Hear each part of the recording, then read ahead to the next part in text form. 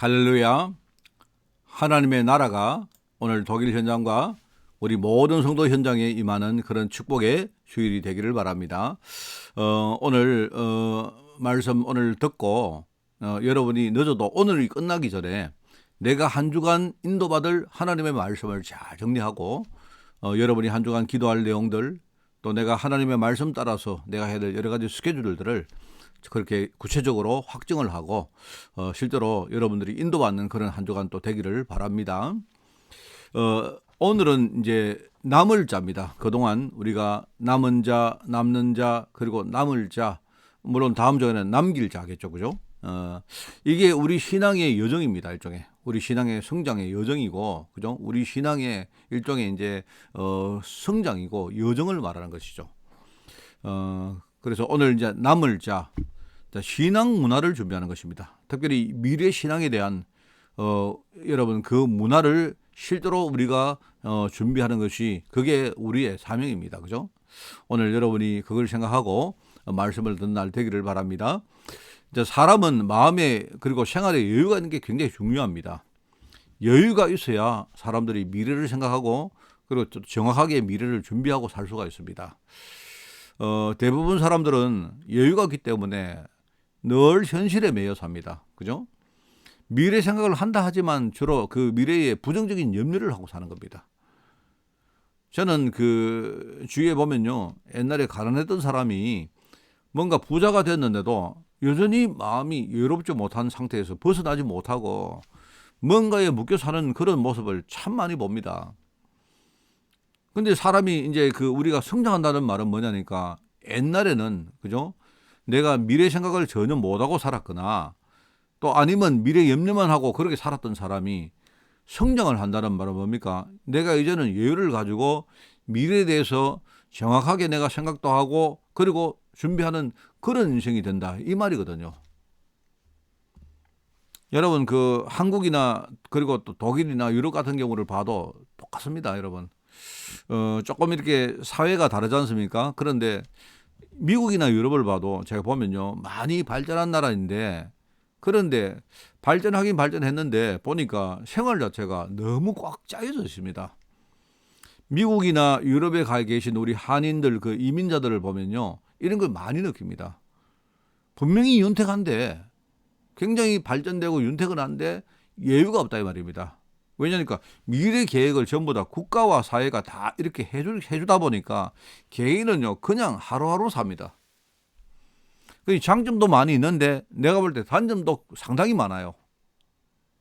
또 그리고 좀 이렇게 못 사는 나라를 보면 그죠? 대부분이 자기가 다 개인이 다 해야 됩니다. 개인이 해야 되는 그런 부분이 있으니까 단점도 많은데 또 장점도 있어요, 여러분. 그게 이제 반대입니다, 반대. 그죠? 그래서 뭐 한국도 최근에 이제 우리가 복지국가가 되어가고 합니다만은요. 제가 성장할 때는요, 거의 한국은 전부 다 뭐냐, 개인이 다 해야 됐거든요. 그러다 보니까 누가 안 해줍니다. 누가 안 해주니까. 그러니까 내 미래에 대한 설계도 내 자신이 다 해야 되는 겁니다. 그렇게 하다 보니까 이제 힘들고 어려운 부분이 있지만, 그럼에도 또 좋은 점도 참 많아요. 그러니까 항상 이렇게 뭡니까, 발전하는 사람은 미래를 생각합니다, 미래를. 그 제가 이제 유럽을 가보고 미국을 가보면 그렇지 않더라니까요. 사실요. 한국 사람들은 뭐냐니까 이렇게 좀 우리가 이렇게 뭐 열심히 살아서 이렇게 뭔가가 생기면 미래를 위해서 저축도 하고 뭘 이렇게 많이 해놓는데, 그런데 보니까 의외로 유럽 사람들은요 그냥 뭡니까, 그냥 하루하루 사는 경우를 참 많이 봐요. 그 참 내가 이 보면서 이게 참 다르구나 하는 걸 느낍니다. 한국에는 최근에 집값이 이렇게 폭등하고 막 그렇습니다. 왜 그러냐? 집을 살려고 하는 사람이 너무 많아요. 내가 볼 때는 집을 안 사도 되는 사람까지도 전부 다 뭐냐니까 염려를 너무 하다 보니까 자꾸 이제 그 염려를 하니까 어떤 사람은 좌절하는 사람이 있는 반면에 어떤 사람은 적극적으로 미래를 대비하려고 하는 거예요. 그러다 보니까 이렇게 이제 좀 젊고 이렇게 뭡니까, 아직까지 좀 집이 없어도 될 사람까지도 이제 미래에 대해서 염려를 너무 하다 보니까 뭡니까, 미래 대비를 하는 겁니다. 대비를. 우리 그러다 보니까 이 주택에 대한 가수요가 너무 많아지니까 최근에 이 집값이 막 폭등하는 것입니다. 참 이게 이제 어느 게 좋으냐, 어느 게 나쁘냐, 그걸 그렇게 내가 단순하게 말을 할 수 없는데, 이런 게 있다는 겁니다. 유럽을 가보니까 대부분은 집을 살 생각을 안 해요. 왜? 집을 사면 일종의 이제 비용이 너무 많이 드니까. 그죠? 코스트가 너무 많이 들고, 일종의 이제 리스크가 너무 많으니까, 그냥 사람들은요, 모기지로 그냥 집을 이렇게 세 얻어서 그냥 20년, 30년 조금씩 내가 이렇게 집값을 갚으면서 그렇게 사는 사람들이 대다수입니다, 여러분. 아주 안정적이고 장점이 많죠. 사회적으로 볼 때는 굉장히 장점이 많은데, 그러다 보니까 이제 사람들이 어떤 일종의 이제 미래에 대한 일종의 에너지가 별로 없어요, 보니까. 내가 열심히 해서 집을 사야 되겠다, 이런 게 내가 볼 때 한국 사람보다는 훨씬 더 적더라고요, 보니까. 서로 장단점이 있다는 사실을 이야기를 합니다. 자, 여러분, 이제 우리가 이야기를 하고 있죠. 뭐냐니까 어릴 때 우리가 인생 사이클을 보면, 어릴 때는요, 우리 유청소년 때는요, 부모님의 우리가 보호를 받는 게 굉장히 중요합니다. 그죠? 부모님의 보호를 받으면서 정상적으로 이제 성장하는 겁니다. 더 자라나면 스스로 자립하는 청년기를 거칩니다. 그죠? 청년 때는요, 스스로 자립을 하는 겁니다. 물론 부모님이 미천을 만들어주고 배경을 만들어주고 발판을 만들어주는 거지만, 그때부터는 그 발판을 가지고 내가 스스로 내 인생을 설계하고 자립해 나가는 겁니다. 그러면서 더 나아가서 우리가 중장년기가 되면요, 그때는 이제 내 자신을 넘어서 전체를 보는 겁니다. 전체를. 그러면서 현재를 넘어서 미래를 생각할 때가 바로 그때입니다. 그리고 이제 더 나가면 나중에 노년기가 되면, 이제 노년기는 인생 마무리를 내가 어떻게 할 거냐, 그걸 생각하고, 이제 나는 이제 인생의 마무리 시간표가 왔기 때문에 뭐죠? 내가 뭔가를 열심히 한다, 이것보다는 후대에게 내가 어떤 영적 유산을 남길까, 이제 이걸 생각하는 시간표가 노년기입니다. 우리 신앙의 경우도 마찬가지죠. 그게 이제 남은 자가 남는 자가 되고, 남는 자가 남을 자로 성장해 가는 것입니다. 성장하는 겁니다, 여러분. 사람들은요, 노년기가 되면 노년기를 성장으로 말 안 하는데, 그렇지 않습니다. 여러분, 그 중년이 노년이 된다는 말은요, 그 성장하는 거예요. 노년에 맞게 성장하는 겁니다. 모든 성도들이 처음에는 하나님 은혜 가운데 우리가 단단히 서서 살아가는 게 중요해요. 하나님 은혜 가운데 내가 든든히 서서 내가 살면서 성장하는 게 중요하다, 이 말입니다. 그러면서 하나님 주시던 힘으로 내가 무장해서 영적 싸움에 승리하면서 우리가 더 이제 성장하는 것입니다. 그러면서 나중에는 뭐합니까? 이제는 내가 지금 정도가 아니고 미래에 신앙 문화를 어떻게 내가 지키고 준비할 것인가, 이걸 우리가 생각하는 단계가 와요. 이걸 가지고 남을 자다. 처음에 남은 자, 남는 자, 남을 자다. 말이 비슷하기 때문에 여러분이 잘 이해하시기 바랍니다. 자, 이러면서 이거로 가면서 나중에 노년기가 되면요, 이제는요, 후대를 위해서 내가 어떤 영적 유산을 내가 만들어서 물려줄 것인가, 이걸 생각하는 일종의 남길 자가 되는 거다, 이 말입니다. 이게 그리스도 언약으로부터 시작되어지는요, 모든 성도들이 걸어가야 될 언약의 여정입니다. 여러분, 지난주에 제가 말했지 않습니까? 인생에 우리가 보통 육신적으로 볼 때에 두 번의 큰 우리 변혁기가 옵니다. 하나는 사춘기라 하고 하나는 갱년기라 합니다. 그죠? 갱년기. 그죠? 뭔가 이렇게 사춘기는요, 생각이 바뀐다는 말이죠. 갱년기는 뭐냐니까, 뭔가 이제 우리 인생이 이렇게 뭔가 이제 완전히 바뀐다는 말입니다. 일종의 둘 다 바뀐다는 거예요. 쉽게 말하면 우리 호르몬 체계가 바뀐다는 말입니다. 사춘기에는 내가 수동적이면서 의존적인 호르몬 체계가 능동적이면서 일종의 독립적인 체계로 바뀌는 것이 그게 정상입니다. 바뀌는 게 정상입니다. 그러니까 의존적인 사람이 독립적으로 바뀐다는 말입니다. 수동적인 사람이 능동적으로 바뀐다는 말입니다. 많은 부모님들이 그걸 이제 잘못 생각하고 옛날에 우리 애가 말을 잘 들었는데 굉장히 유순하고 온순하고 굉장히 순종적이었는데, 얘가요 뭔가 이제 지금부터 애가 독립적이 되어가고, 그죠? 이제는 부모 말을 잘 안 듣고 그렇게 하는 거 보니까 이제 많은 부모들이 제가 뭔가 이렇게 이상하게 되어지고 제가 지금 어긋나고 있나 생각하는데 그렇지 않습니다. 다만 급격하게 이 호르몬 체계가 바뀌다 보니까 적응을 잘 못해가지고 여러 가지 현상들이 나오는 겁니다. 여러분. 그게 사춘기입니다. 그런데 영적으로도 똑같아요. 영적으로 우리가 의존적이고, 그죠? 그 다음에 뭡니까? 수동적이었지만 하나님은 우리가 그 수준으로 머무는 걸 원치 않습니다. 우리가 성장해서 하나님 주시는 힘 가지고 뭡니까? 내 스스로 내가 자립하고 내 스스로 영적으로 싸워 이기기를 하나님 바라시는 거예요. 그게 영적인 사춘기입니다, 여러분.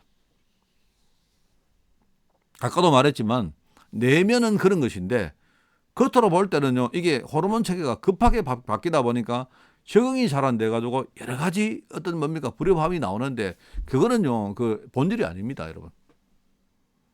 갱년기는 뭐라 했습니까? 갱년기는요 활동적으로 살았던 사람이, 그죠? 에너지가 넘친 사람이 우리가요 열심히 안 삽니까? 우리가 청년 그리고 중년 장년이 가면서 열심히 살지 않습니까? 이랬던 사람이, 그죠? 이제 어느 순간에 내가요 인생 체계가 바뀌어야 됩니다.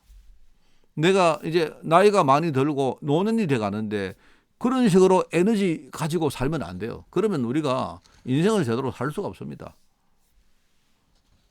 그러니까 우리 이제 호르몬 체계가 바뀌는 겁니다. 이제는 굉장히 뭡니까? 이제는 안정적이고, 그죠? 이제는 뭡니까? 내가 에너지가 넘쳤던 사람이, 그죠? 이제는 뭡니까? 약간 뭐랄까요? 아주 평온하면서 뭡니까? 안정적으로 바뀌는 겁니다. 일종의 그 사춘기하고 완전 반대입니다, 반대. 그런데 이제 많은 사람들이 이걸 잘 모르고 여러분이 막 그 갱년기가 왔다 이러면 그냥요, 아, 이게 정상적인 거구나. 내 인생 사이클이 그런 거구나 생각하고 여러분이 그걸 있는 그대로 받아들이고 그 안에 하나님의 축복을 찾으면 되는데 열심히 살았던 사람이 어느 날 안정적이 돼 가다 보니까 이제는 내 인생의 의미가 없어지거든요. 없어져 보이거든요. 내가 열심히 살았는데 이제는 뭐냐니까 내가 이제는 별로 주역이 아니고 내가 이제는 뭔가 내 인생에 뭡니까 퇴보된 것 같고, 그죠? 이러다 보니까 사람들이 나는 이제 의미가 없는 인생이구나. 그러면서 사람들이 서운함을 느끼고 우울함을 느끼고 이렇게 합니다. 그렇지 않습니다. 영적인 갱년기는 뭐냐? 이제는 우리가 정말로 뭡니까? 이제는 내 자신이 아니고 뭐죠? 내가 나를 넘어서 우리 전체, 특별히 후대 생각하는 내 현실보다는요, 우리 미래 후대를 생각하는 때가 온 겁니다. 이제는 뭔가 이렇게 언약의 바톤이 나에게서 후대에게 넘어가는 때입니다. 그걸 여러분이 정상적으로 생각해야지. 그죠? 그걸 가지고 뭔가, 나는 이제는 완전 태물이구나. 이렇게 생각하면 안 돼요. 그래서 여러분이 정말로 기도하고, 여러분이 진짜요, 나이가 들면요, 내가 정말로 기도하면서 우리 후대를 위해서 어떤 영적 수사를 내가 만들 것인가. 이걸 여러분이 준비하는 게 굉장히 중요합니다. 근데 이제 많은 우리 성도들 보면, 이제 교회에서, 내가 나이가 많다 보니까 태물되니까 사람들이 나를 무시하고, 그렇지 않습니다. 그거는요, 그렇지 않아요. 이제 나이가 한 70이 되는 분들 보면 이렇게 우리가 이제 그 시무하는 장로님들도 은퇴하라는 말 하면요, 굉장히 싫어합니다. 여러분. 그런 분 많아요. 내가 볼 때는 그게 이분이 생각을 잘못하고 계시는 거지. 70이 되면 스스로가 목사님, 나 이제 은퇴하고 내가 이제는 조용히 교회를 위해서 기도하겠습니다. 이렇게 하는 게 그게 이제 정상적인 거예요, 그게. 그리고 많은 성도들이 이런 부분에 정확한 인도를 못 받다 보니까 이제 정상적으로 성장하지 못하는 거다 말입니다. 말하면 노년이 되는 거고 성장이 아니라고 생각해요. 그렇지 않습니다. 정상적으로 성장하는 겁니다. 자, 오늘은 이제 남을 자, 우리 신앙문화, 미래의 신앙문화를 준비하는 그런 시기다. 오늘 첫 번째입니다. 성경에 보면 미래 시대에 정확한 예언이 나와 있습니다. 우리가 미래를 진짜 준비하려고 하면 성경이 미래에 대해서 어떤 예언을 하고 있느냐, 그걸 우리가 정확하게 알아야 됩니다. 성경에 보면요, 미래에 대한 예언들이 많이 나오는데 몇 가지 정리를 하면 이런 겁니다. 세상은 점점 발전하고 아주 문명적으로, 경제적으로, 정치적으로, 사회적으로 강대국들이 출현할 것이다. 그게 이제 성경이 말하는 중요한 핵심입니다. 그러면서 이 땅의 많은 종교들은요, 일종의 정신세계 아닙니까? 그죠? 이 종교들이 통합 작업을 하면서 점점 하나님의 언약은 약화될 것이다. 이 말입니다.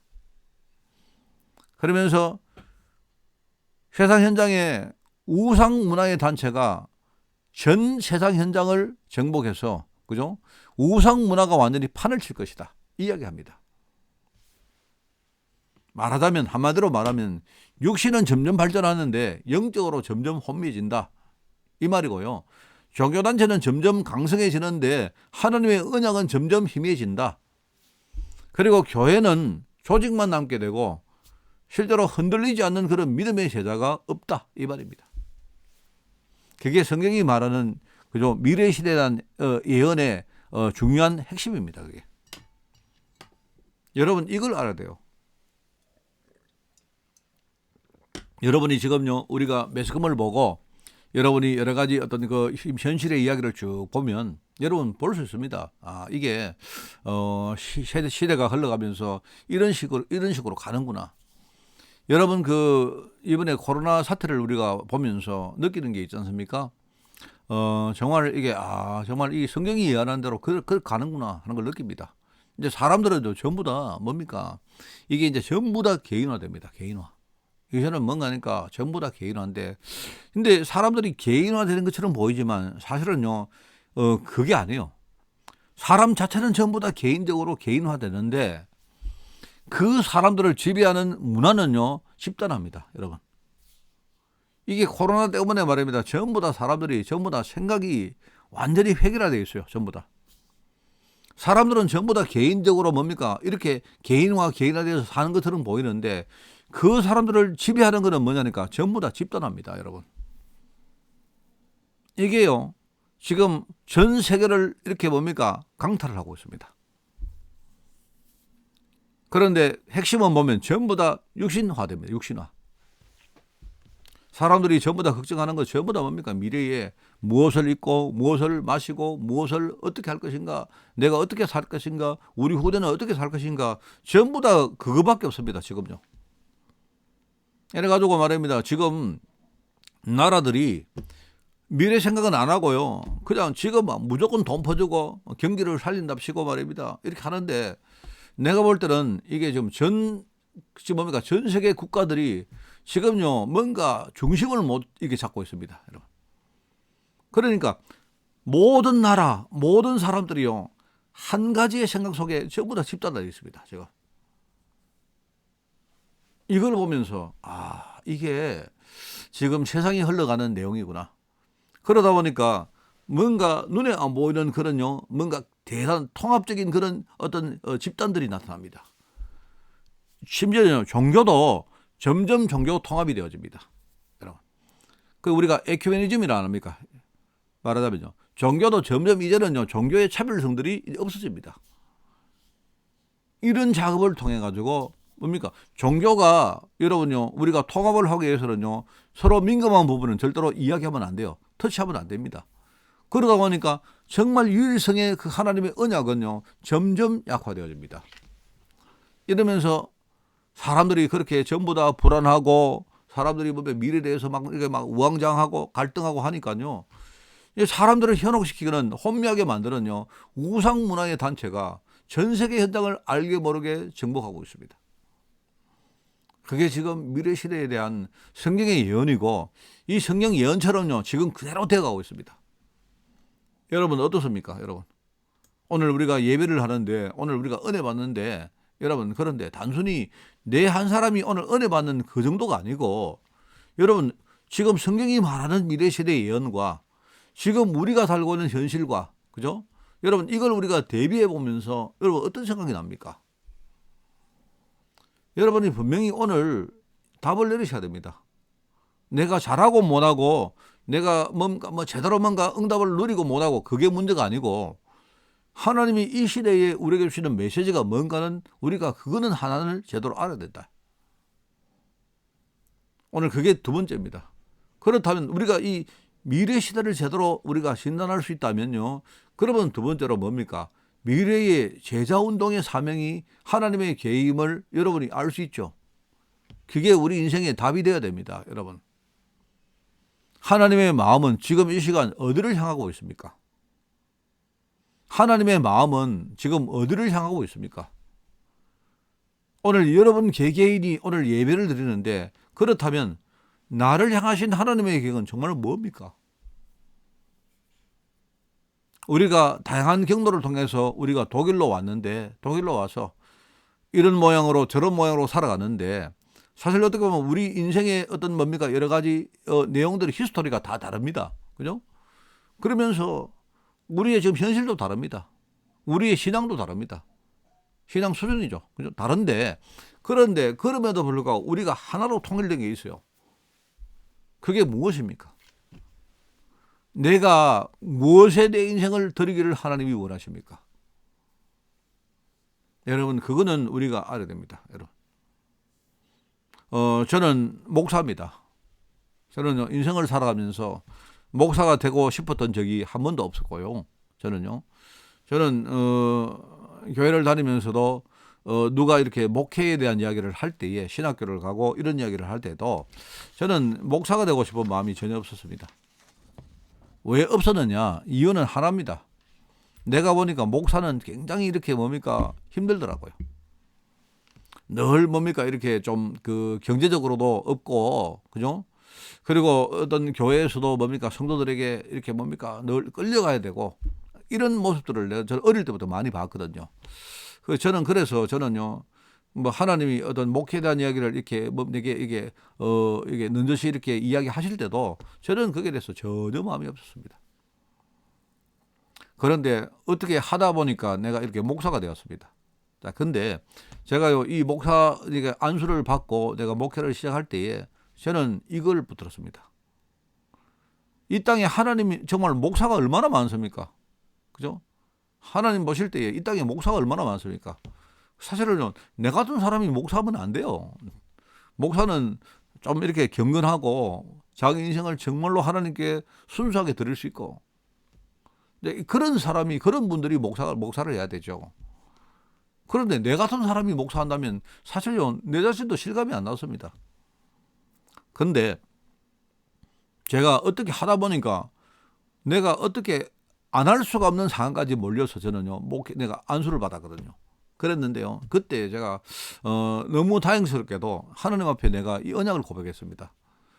목회자가 너무 많지만 하나님, 나는 정말로 내가 이 시대의 신앙을 지키고 내가 사람을 살릴 수 있는 그런 내가 목회자가 되게 해달라고. 저는요, 내가 사실 내 마음속에 내가 이렇게 잘 안 되지만 자신도 없었습니다. 없지만 그러나 어차피 내가 목회의 길을 가야 된다면 내가 하나님, 내가 그런 목사로 내가 쓰임받기를 원합니다. 참 그런 중심이 그래도 하나님께 이렇게 전달됐다고 저는 그렇게 생각합니다. 제가 목사가 되고 목회자로 살아가면서 내가 받은 축복은요, 여러분 정말 이루 말할 수가 없습니다. 저는요, 너무 감사합니다. 내 인생의 흐름이 완전히 바뀐 겁니다. 저는 내가 목사가 됐기 때문에 바뀌었다 이 뜻이 아니고, 내가 언약을 붙들고 내가 살아가는 그 흐름 속에서 내가 받은 축복들이 너무 많습니다. 내가 살아보니까 저는 남은 자였습니다. 하나님이, 나는 완전히 지금요 실패하고 내 인생이 끝났다 생각할 때도 하나님은 나를 버리지 않고 하나님 은혜 가운데 인도하시고, 내가 그때 하나님 나를 보호하시고 이끌어 가시고 내게 힘 주시고 은혜 주시고 그랬던 걸 내가 나중에 지나서 내가 알았습니다. 그랬는데 이걸 알고 나니까 남은 자란 말이 뭡니까? 쉽게 말하면 우리 거루터기, 우리 렘넌트란 말이죠. 그죠? 근데 이제는 나는 생각이 바뀌었습니다. 남은 자 정도가 아니고요, 혹시 하나님이 미래에 나에게 진짜 어려운 길을 갈래, 너 갈래 할 때 저는 알면서 기꺼이 저는요 그 길을 갈 수 있도록 그런 사람으로 내가 그렇게 내가 바뀌었습니다. 변화되었습니다. 얼마나 감사한지 몰라요. 내가 이제 스스로 보니까 내 신앙이 많이 그래도 성장했구나 느낍니다. 그리고 이제는요, 내가 내 자신을 보고 내 자신만 보고 내 현실만 보는 게 아니고 이제는요 우리 전체와 또 나아가 미래까지 생각하는 사람으로 남을 자로 내가 성장을 했습니다. 얼마나 중요한지 모르죠. 그죠? 그러면서 하나님이 내가 남을 자가 되고 앞으로 우리 후대에게 영적 유산을 남길 자가 되기를 원한단 말입니다. 자, 오늘 우리가 남을 자 이야기니까 그렇다면 나는 그냥요, 내가 목회자로서 그냥 내가 오늘 신앙생활을 잘하고 예배 잘 드리고 그 정도가 아니고 나는 미래에 문화전쟁을 대비할 사람이다. 여러분, 미래에는요, 문화전쟁의 시대가 옵니다. 쉽게 말하면요, 전쟁 시대가 옵니다. 불신앙과 믿음이 싸우는 진짜 시대가 점점 옵니다. 지금까지도 그랬지만 미래가 되면요, 더더욱 그게 경향이 심해집니다. 그렇다면 하나님, 이 부족한 종을 통해서 우리 후대들이 정말 하나님 살아계심을 믿는 믿음 배우게 하다. 내가 미래의 문화전쟁을 지금부터 대비하는 그런 사람이다. 그러면서 우리가 대비란 말을 할 때, 아, 그렇구나. 미래를 알면 대비할 수 있죠. 그죠? 미래의 문화전쟁을 대비할 사람이다. 자, 그러면은 나는 뭘 준비합니까? 미래에 믿음의 신앙 문화를 준비할 사람이다. 나는 미래에 믿음의 신앙 문화를 준비할 사람이다. 이걸 여러분이 생각해야 돼요. 그러면서 나는 지금부터 미래를 위해서 우리 후대 제자를 예비하는 이 일에 내가 쓰임받기를 저는 원합니다. 여러분, 모든 우리 성도들 중직자들은요, 여러분 정말로 온유하고 겸손한 방법으로 여러분이 정말로요, 신실하게 말입니다. 여러분이 정말로 그런 방법을 가지고 우리가 내용은 알지 않습니까? 아주 의미가 있고 실속 있는 그런 일에 여러분 쓰임받는 겁니다. 그러면서 뭡니까? 장차 하나님이 나를 통해 수확할 열매를 생각하면서 거기에 소망을 담고 그렇게 헌신하십시오. 예전부터 알았던 어떤 장로님 생각이 납니다. 제가 그 옛날에 선교사 훈련은 강의를 갔는데요. 그때 이제 서울의 그 예원교에서 내 강의를 맡아 갔는데 제가 조금 일찍 가다 보니까 저는 지방에서 올라가다가 일찍 갔거든요. 일찍 가다 보니까 내 앞에 이제 한 분이 강의하는 걸 내가 그게 들었습니다. 그런데 어떤 교회 장로님이 나와서 강의를 하는데 제가 그 장로님 강의를 듣고 은혜를 엄청 받았습니다. 정년퇴직을 하신 분인데 이제 퇴직을 하고 이제 자기가 연금을 조금 받고 약간의 재산을 가지고 있는데 본인이 생각할 때는요, 나는 이제 먹고 사는데 지장이 없는 겁니다. 그러니까 이제 이분이 뭘 했느냐, 나는 이분이 퇴임을 하면서 나는 전혀 대가 없이 내가 우리 교회를 돌보는 사무장이 되어서 교회 크고 작은 일들을 전부 다 자기가 이렇게 뭡니까 관리를 하면서 뭡니까 성도를 세밀하게 돌보는 일을 하겠다고 자기가 하나님 앞에 결단을 했대요. 그래서 이걸 위해 가지고 퇴임 후에 자기가 대형버스 운전면허를 취득을 했고 교회 건물을 자기가 관리를 해야 되기 때문에 부동산 관리사 자격을 땄고 그리고 성도들에게 이렇게 심리적으로 상담을 해주는 상담사 자격을 자기가 취득을 했답니다. 내가 볼 때 이 사람 보니까 그래, 그 이야기를 하는데 제가 이 충격을 받았어요. 그리고 자기는요 교회에서 자기 활동비를 준다 해도 자기는 전혀 이분은 이야기를 들어보니까 교회 버스를 가지고 자기가 성도를 늘 실어 오고 다 한대요. 근데 자기는요 그게 너무 즐겁대요. 그리고 성도들이 자기가 운전하는 버스를 타면요 늘 성도들하고 인사하고 섬기고 하는데 자기는 막 그게 너무 즐겁대요. 목사님이 너무 잘한다고 사례를 드려야 안 되느냐 하는데 자기는 목사님 아닙니다. 저는요 내가 연금을 좀 받기 때문에 이분이 이제 공무원 출신인데 연금을 좀 받기 때문에 자기는 목사님 저는요 먹고 사는데 지장이 없습니다. 그러는 겁니다. 이분이 이제 특히 뭐냐니까 아이들에게 관심이 참 많더라고요 보니까. 그래 내가 그 선교사 훈련 강의를 듣고 내가 충격을 받았는데 그런데 이분이 이제 그 강의를 하는데 뭘 말하는 거니까 이 위에 나온 이 제가 앞에 말한 세 가지 이야기를 하더라고요. 자기가 왜 이렇게 하는가 하니까 지금 정말로 믿음 가지고 교회를 섬기는 사람은 가면 갈수록 없어진다. 그 이야기를 하는 겁니다.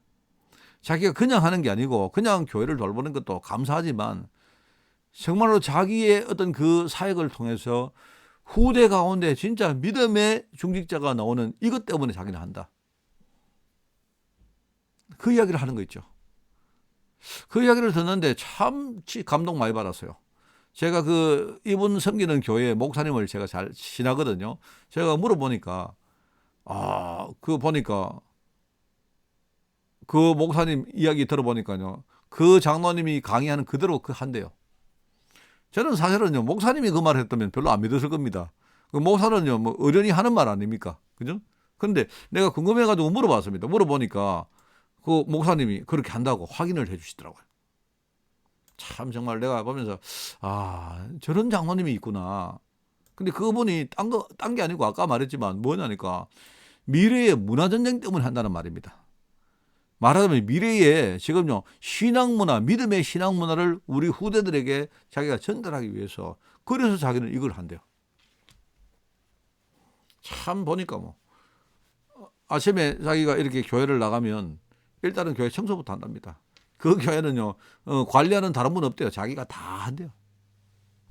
자기는 그렇게 즐겁답니다. 그게 참 그 이야기를 하면서 참 이제 이분이 그 내가 이야기 들은 것 가운데 딸이 하나가 딱 있대. 딸이 하나가 있는데 아기도 아들이 있으면 좋은데 딸이 한 명 있는데요.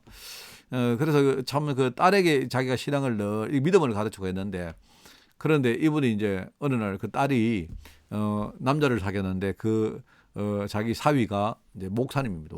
목사님인데 그 장인어른의 그 신앙을 보면서 이 사위가 굉장히 믿음을 배우고 그랬다는 이야기를 내가 들었어요. 그게 참 열매를 맺었구나 하는 느낌이 듭니다, 여러분. 자, 그래서 오늘 이제 마지막으로 우리 결론 내립니다. 우리는 미래를 위해서 믿음의 신앙 문화를 준비하는 남을 자다. 여러분이 오늘 이 언약의 메시지를 딱 잊지 말고 이번 주간에 여러분 결단하고 그렇게 사시길 바랍니다. 제가 좋아하는 신앙 그 찬송가가 몇 개 있는데요. 이제 복음성가에 보면 이런 복음성가가 나옵니다. 세상 사람들 날 몰라줘도 나는 뒤돌아서지 않겠네. 그죠? 여러분 아시죠? 세상 사람들이 나를 몰라줘도 상관없습니다. 나는 절대로 세상과 타협하지 않고 뒤돌아서지 않는다. 왜요? 결국 세상은 뭡니까? 믿음과 그리고 불신앙과 싸우는 겁니다. 하나님은요, 진짜 믿음의 신앙 문화를 가지고 이걸 후대에게 전달할 지금요 중직자 제자를 하나님이 찾고 계시는 것입니다. 제가 좋아하는 찬송입니다. 찬송가 409시장 보면요. 세상 풍조는 나날이 갈리어도 나는 내 믿음 지키리니. 제가 되게 좋아하는 찬송입니다. 굉장히. 그리고 349장은 이런 게 나옵니다.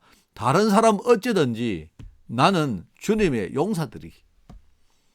여러분 상관없습니다. 다른 사람들은요 어떤 길을 가도 괜찮아요. 이게 미래를 위해서 우리가 믿음의 신앙 문화를 준비하라는 하나님의 뜻 아니겠습니까? 그죠? 여러분 이 메시지가 이 어렵게 우리가 말할 필요 없습니다. 여러분 이 찬양이요 우리에게 주는 메시지가 너무 분명 안 합니까? 우리는 여러분 믿음을 정하는 정인이지 내가요 우리 교회나 무슨 단체에 양적으로 부흥시키는 장사꾼이 아니지 않습니까? 여러분 시편 34편 15절에 보니까 여호와의 눈은 의인을 향하시고 여호와의 귀는 그들의 부르짖음에 기울이시는도다. 여러분 이게 우리가 미래와 후대를 위해서 진짜 내가 믿음의 신앙문화를 지키려고 우리 중심을 가지고 살아가고 기도하면요 하나님은 늘 우리를 지켜보시고 우리가 중심 담고 기도하는 그 기도를 하나님이 들으시고 응답한다는 말이거든요. 만약에 양적으로 경제적으로 그죠? 무슨 우리가 물질적으로 부흥이 필요하다면 그건 하나님이 주시던 겁니다. 다니엘과 세 친구는요 이런 응답을 받은 사람이다 이 말입니다. 그러면서 자신의 신앙을 지키고 영적 싸움에 승리했고 또 나아가 바벨론과 바사 현장에 하나님 살아계심을 증거한 사람이었다. 여러분 다만 다니엘과 이 세 친구는 포로 신분이었는데요. 그래도 이 사람들이 한 팀이 되기 때문에 그죠? 서로에게 영적인 배경이 되고 힘이 되어주고 서로 도움이 얼마나 많이 되었겠습니까? 이게 바로 교회 축복이거든요. 여러분 오늘 우리가 말씀 맺으면서 여러분 언약을 진짜 붙드시기 바랍니다. 저와 여러분은 이 교회 축복 위에서 미래를 위한 믿음의 신앙 문화를 준비할 남을 자다. 여러분이 지금요, 이제 우리가 삶의 여유가 없다 보면요, 우리가 현실밖에 안 보이고 내 자신밖에 못 볼 때가 많지만, 여러분이 오늘 분명히 여러분이요, 하나님 언약의 말씀을 딱 붙들고 여러분이 일어서시기 바랍니다. 그죠?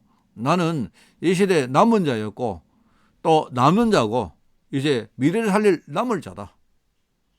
나는 이 시대의 교회 축복 위해서, 미래를 위해서 믿음의 신앙 문화를 준비해서 우리 후대들에게 가르칠 사람이다. 남을 자다. 제가 여러분을 위해서 기도 많이 하겠습니다. 아까 처음에 모두에 말씀드렸지만 오늘이 가기 전에 여러분이 오늘 결론 내린 이걸 가지고요, 하나님 앞에 여러분이 기도할 내용과 우리가 묵상할 내용과, 그죠? 내 현실에 내가 적용할 내용들을 잘 여러분이 이렇게 정리하고, 그죠? 여러분이 이번 주간에 주시는 힘 가지고 그렇게 절대로 타협하지 말고 언약의 길을 걸어가는 여러분 되시기를 예수님 이름으로 축원을 드립니다. 기도하겠습니다. 하나님 아버지 감사드립니다. 오늘 언약의 말씀 주시고 또 한 주간 이 말씀으로 인도하실지가 너무나 감사를 드립니다. 오늘 하나님 나라가 우리 현장에 분명히 준비될 줄 미사오니 우리가 끝까지 믿음 가지고 불신앙하지 않고 믿음으로 살아갈 수 있도록 주님이 축복하여 주옵소서. 우리 성도들 영적으로 싸움하는 그 현장마다 주의 군대를 파송하시고 우리의 모든 영적 배경이 그들에게 힘이 되어서 하나님 아버지 이번 주간에 승리하는 한 주간으로 저희를 인도하여 주옵소서. 감사드리며 예수님의 이름으로 기도드리옵나이다. 아멘.